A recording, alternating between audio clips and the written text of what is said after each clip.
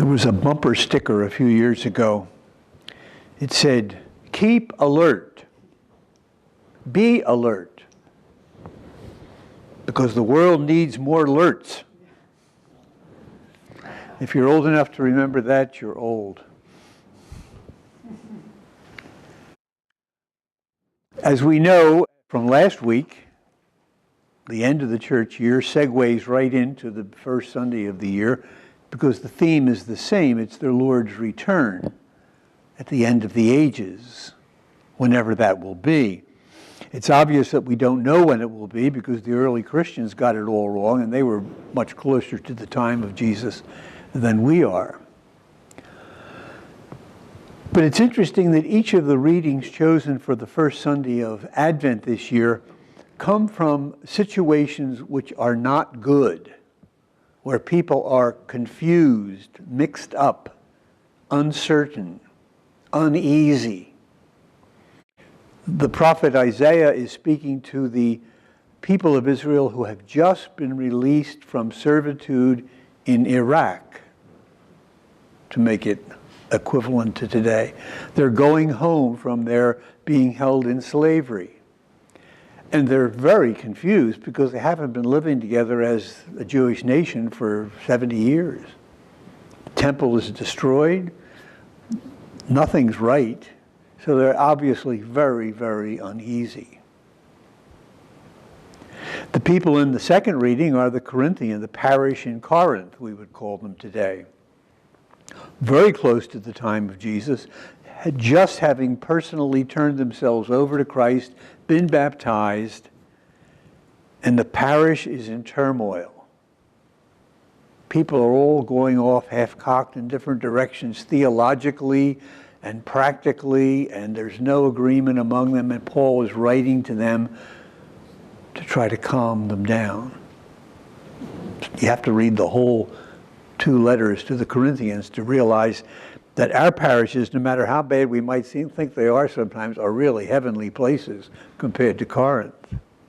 And of course, Jesus is talking to his folks, the disciples, just before he's about to enter into that tremendous catastrophe of his passion. So I think the message of Advent to us is coming home because we're in the middle of such confusion.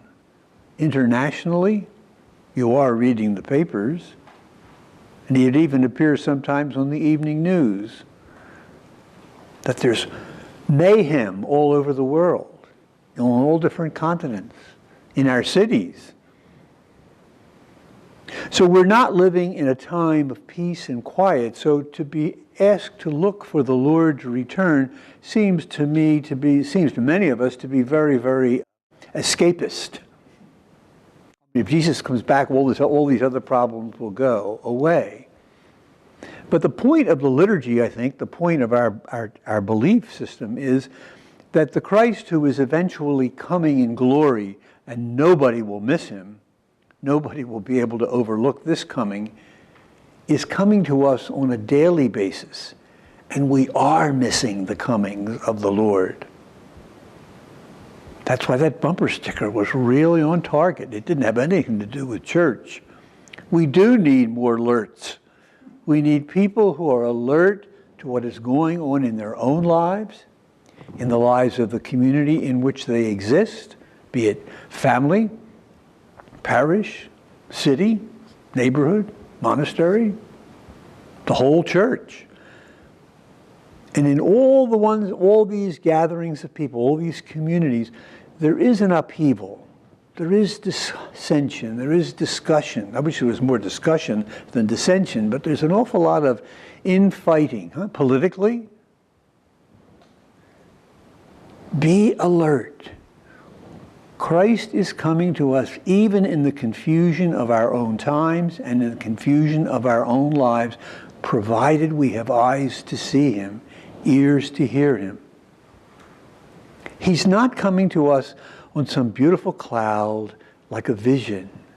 He's coming to us in the nitty-gritty of daily human life, which is never perfect, which is never perfectly comfortable, which is never perfectly satisfactory. That's why we all have those deep yearnings. Sometimes we don't even know what for. But it's really for the peace that only God can give us through Jesus. But we need to be alert.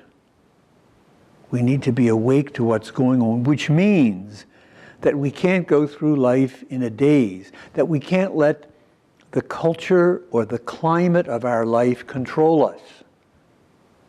We have to be in control. We have to let Jesus be in control of our lives, which means that we need to be listening to him at least as often as we're on the cell phone. At least as often. I mean, not more maybe, but at least equal time, we would call that.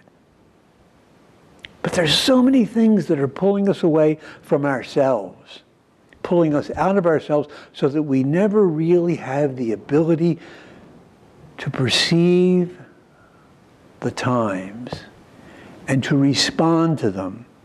Most of us spend our lives reacting to things when Jesus calls us to respond as he would respond. So Advent, which for me is my favorite season of the church year, is a call to step back. Give yourself more time, give yourself more quiet, give yourself more space to just be, so that what is happening around you or among you will be able to be perceived with the mind of Christ, which we already have, just like these crazy parishioners in Corinth. Paul says you already have the mind of Christ. But we submerge it so often because we get caught up in the hurly-burly of a culture that we didn't create ourselves, but permitted to happen around us. So give yourself the first Christmas gift of this year. Give yourself some time and some space and some quiet. And let Jesus within you do the rest.